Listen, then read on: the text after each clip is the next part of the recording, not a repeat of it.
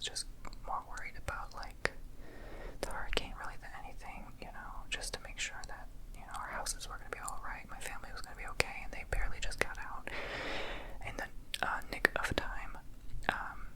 So they left to Miami, then they went to Fort Lauderdale, and so they had a couple of days on the East Coast until the storm cleared. And this thing, I'm telling you, as soon as the eye of the storm hit Florida, around Sarasota, I think it was Bradenton,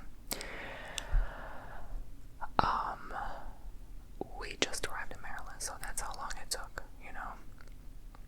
So it hit around like 9 p.m., 10 p.m.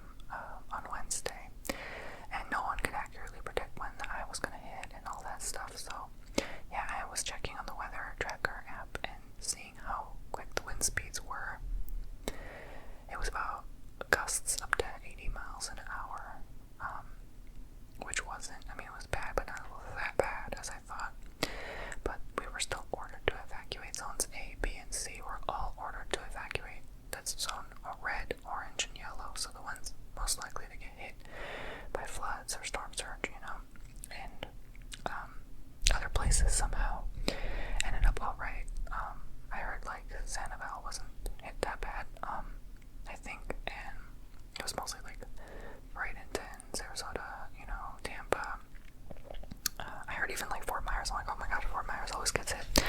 But yeah, it wasn't that bad in our area at all. And so I was really feeling lucky and really thankful. And his place was fine, my place is fine. There's just apparently my mom checked the place today and she said there's just branches everywhere I have to clean up, but that's no big deal.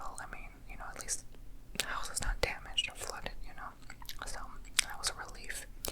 And there was no, storm surge that affected things. So my power is still out at the moment, but we just got an update